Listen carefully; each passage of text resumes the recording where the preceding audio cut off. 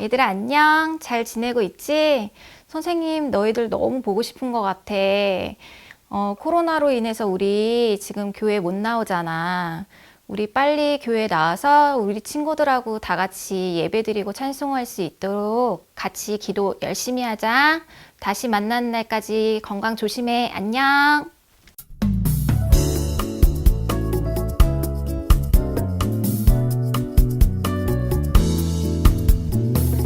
아주머니의 날 하늘에서는 당신을 향한 계획이 있었죠. 하나님께서 바라보시며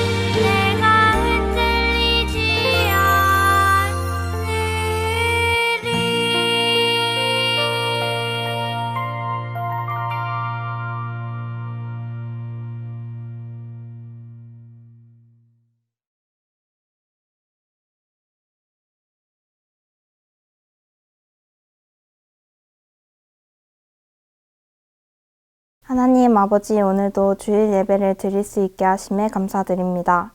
코로나로 인해 우리가 함께 모여 예배할 수 없습니다. 이 시기가 빨리 지나가 우리가 다 같이 모여 주님 예배 드릴 수 있게 해주시고, 코로나로 힘들어하는 우리 아동부 친구들, 선생님들, 또 주변의 우리 이웃들을 위해서 기도할 수 있는 우리 아동부 친구들이 되게 해주세요. 오늘 가이제 전도사님이 말씀 전하실 때 주님께서 함께 해주시고, 말씀 듣는 우리 친구들 마음 열어주셔서 잘 듣게 해주세요. 이번 한 주간도 우리 친구들 건강 지켜주시고 주님 말씀 안에서 잘 자라날 수 있도록 도와주세요. 예수님의 이름으로 기도드렸습니다. 아멘. 오늘의 말씀은 출애굽기 3장 4절에서 5절 말씀입니다. 함께 읽겠습니다. 여호와께서 그가 보려고 돌이켜 오는 것을 보신지라. 하나님이 떨기나무 가운데서 그를 불러 이르시되 모세야 모세야 하시매 그가 이르되 내가 여기 있나이다. 하나님이 이르시되 이리로 가까이 오지 말라. 내가 선 곳은 거룩한 땅이니 내 발에서 신을 벗으라. 아멘. 사랑하는 친구들, 한 주 동안 잘 지냈나요? 우리는 지난주까지 요셉의 이야기를 살펴보았어요. 오늘부터는 새로운 인물에 대해서 살펴볼 거예요. 누굴까요? 오늘부터는 모세의 이야기를 살펴볼게요. 우리 함께 영상을 먼저 보고 올까요?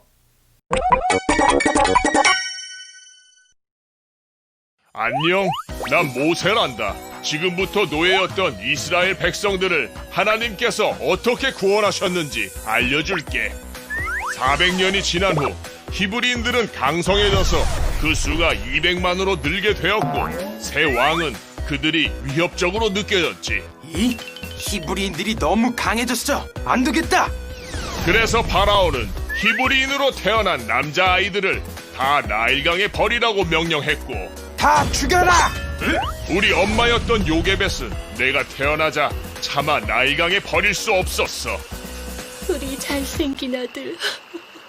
그래서 엄마는 갈대상자에 역청과 나무진을 칠해서 물이 새지 못하게 한 뒤 나를 담아 나일강과 갈대 사이에 두었단다. 때마침 파라오의 딸이 목욕하러 나일강가로 내려오다가 나를 발견하고 내 누나 덕분에 나는 친어머니의 손에 안전하게 클 수 있게 되었지. 어머나, 너무 예쁜 아기잖아. 내가 키워야겠어. 제가 젖먹일 히브리 여자를 데려올게요. 나는 이집트의 왕자가 되었지만 마음 한편엔 언제나 고통받는 히브리 사람들을 구원하고 싶은 마음이 있었어. 내 신분은 이집트의 왕자이지만 나는 원래 히브리인이니까. 우리 아들. 어느 날 나는 어떤 이집트 사람이 내 형제를 때리는 걸 보았고 더 이상 분을 참을 수 없었어. 이봐, 이건 너무 심하잖아. 뭐야? 같은 히브리라고 감싸는 거야? 용서 못해, 이 나쁜 녀석! 난 그 이집트 사람을 죽이고 말았어. 혈기 왕성했던 난 내 힘으로 이스라엘 백성을 구원하려고 했던 거지. 어쩌지 아무도 못 봤겠지. 모세를 죽여라. 하지만 그 사실은 곧 들통나 난 이집트에서 도망쳐 미디안으로 갔고 이집트의 왕자였던 난 양치기가 되었어. 40년 동안이나. 그러던 어느 날 나는 떨기나무에서 하나님을 만났고 모세야, 이집트에 가서 이스라엘을 구하거라. 하나님, 사람들이 제 말을 믿어줄까요? 가거라. 내가 도와주겠다. 저는 말도 못하는데요. 빨리 가거라. 나는 여러 가지 말로 하나님께 변명을 했지만 결국 하나님의 말씀에 순종해 이집트로 가게 되었어. 하나님께서는 고통받는 이스라엘의 소리를 듣고 모세를 부르신 거야. 오늘부터 모세의 이야기를 살펴볼 거예요. 모세의 이야기는 출애굽기에서 시작해서 신명기까지 쭉 이어져요. 성경을 열어서 출애굽기를 보면 한 가족의 이야기로 시작이 되고 있어요. 바로 야곱의 아들들의 이름이 나와요. 그럼 누구의 이름도 나올까요? 요셉의 이름도 나와요. 요셉 한 사람으로 인해 요셉의 온 가족은 이집트에 와서 살게 되었어요. 그리고 요셉의 시대가 끝나고 요셉이 죽고 400년이라는 시간이 흘렀어요. 400년이라는 시간이 흘렀으니 사람들도 많이 태어났겠죠?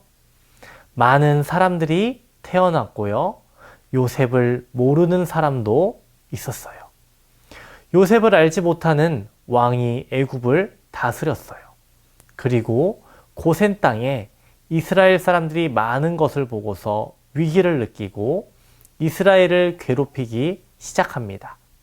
그 괴롭힘은 점점 심해져서 결국에는 아기를 낳으면 남자 아기는 죽이고 여자 아기는 살려주는 명령까지 내리게 돼요. 정말 말도 안 되는 일이 벌어진 거예요. 출애굽기 1장 8절과 9절을 읽어볼게요. 요셉을 알지 못하는 새 왕이 일어나 애굽을 다스리더니 그가 그 백성에게 이르되 이 백성 이스라엘 자손이 우리보다 많고 강하도다. 출애굽기 1장 22절도 읽어볼게요. 그러므로 바로가 그의 모든 백성에게 명령하여 이르되 아들이 태어났거든 너희는 그를 나일강에 던지고 딸이거든 살려두라 하였더라. 아멘. 이러한 명령이 내려졌어요. 그런데 이스라엘 사람들 중에 한 가족은 아기를 숨기게 됩니다. 결국 아기가 크게 울자 더 이상 아기를 숨길 수 없어서 아기를 갈대 상자에 넣어서 나일강에 띄우게 돼요. 그리고 이 아기는 공주에게 발견되어 공주의 아들로 살게 됩니다. 이 아기의 이름이 모세예요. 성경을 보니 모세의 이름을 지어준 사람이 있어요. 출애굽기 2장 10절을 읽어볼게요. 그 아기가 자라매 바로의 딸에게로 데려가니 그가 그의 아들이 되니라. 그가 그의 이름을 모세라 하여 이르되 이는 내가 그를 물에서 건져내었음이라 하였더라. 아멘. 아기의 이름을 모세라고 지어준 사람은 공주였어요. 그리고 아기의 이름의 뜻은 무엇이었죠?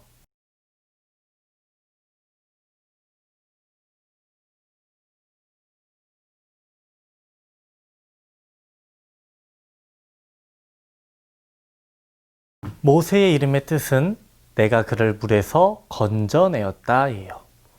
애굽의 바로 왕은 모든 히브리 남자 아기를 죽이라고 했어요. 그런데 여기에 한 남자 아기가 살아남게 됩니다. 많은 남자 아기들이 죽었을 거예요. 이 소식이 바로 왕에게 전달되었을 거예요. 그리고 모세라는 한 아기가 살아남았다는 것을 바로 왕은 들었을 거예요. 그때 바로 왕은 괜찮겠지 생각했을 겁니다. 하나님께서는 아브라함에게 내 자손이 하늘의 별처럼 많을 거라고 하셨고 바닷가의 모래처럼 많을 거라고 말씀하셨어요. 그런데 사탄은 바로를 통해서 이 약속을 방해하는 거예요.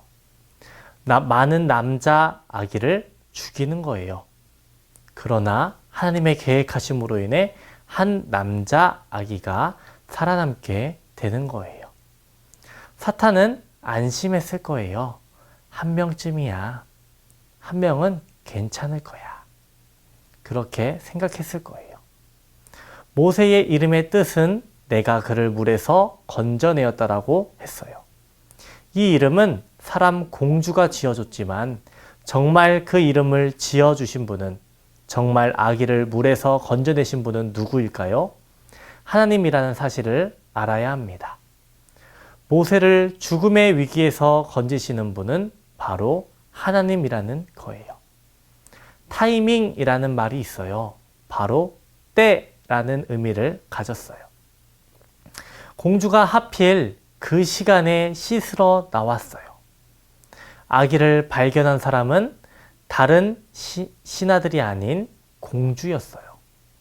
공주는 아기를 불쌍히 여기는 마음을 가진 사람이었어요. 이 모든 것이 우연이 아니라 하나님의 때가 정확히 일치했던 거예요. 하나님의 도우심으로 인해 모세는 죽음의 위기를 넘기고 살아남게 되는 거예요. 모세는 40년간을 왕궁에서 지냅니다. 그러다가 그만 마음이 앞서서 큰 사고를 치르게 돼요. 애굽 사람들의 괴롭힘은 계속되었고 이것을 본 모세는 그만 애굽 사람을 때렸어요.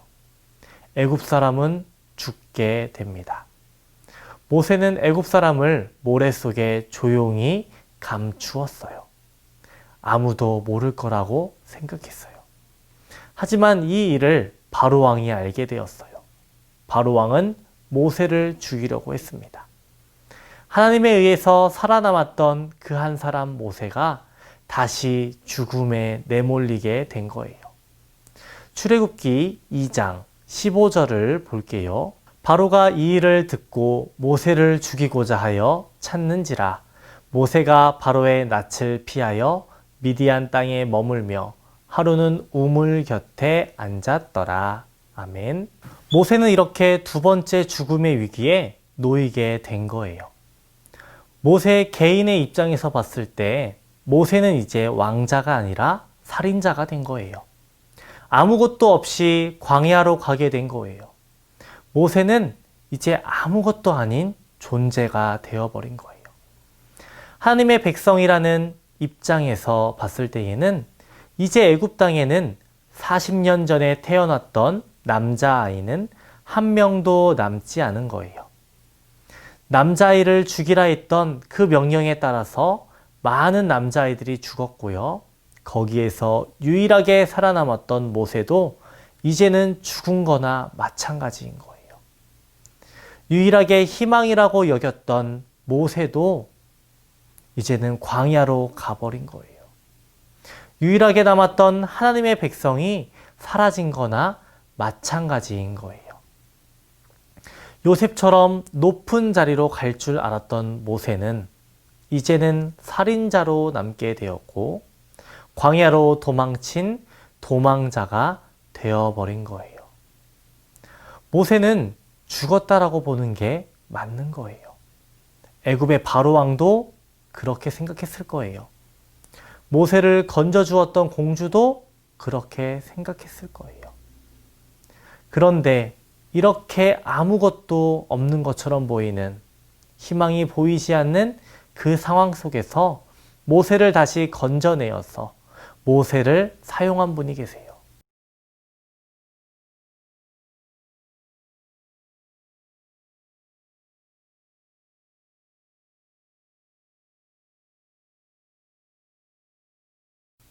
하나님께서는 40년이라는 시간을 사용하셔서 모세를 다시 훈련시키시고 모세를 준비시키시고 모세를 하나님의 사람으로 다시 사용하십니다.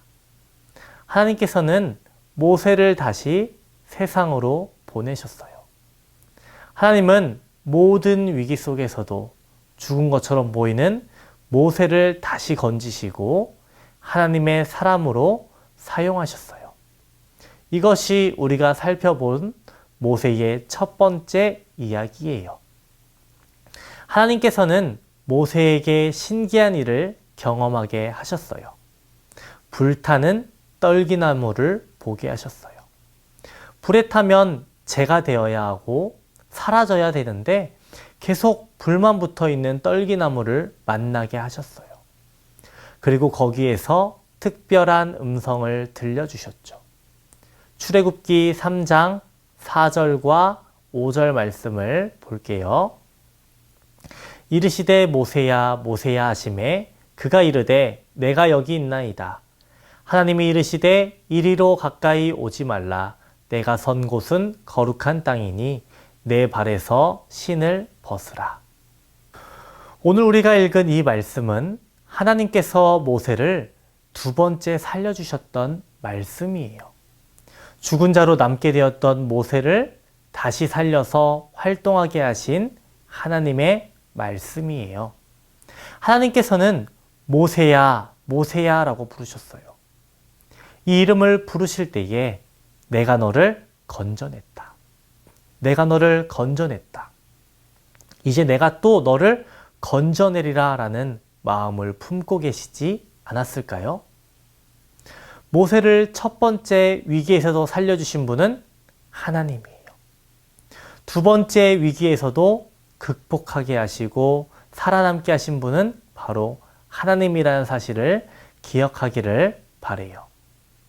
우리는 지금 영적으로 어려운 시기를 보내고 있어요. 사탄은, 악한 세력은 우리를 자꾸 예배드리지 못하게 하고 있어요. 우리의 환경을 바꾸고요.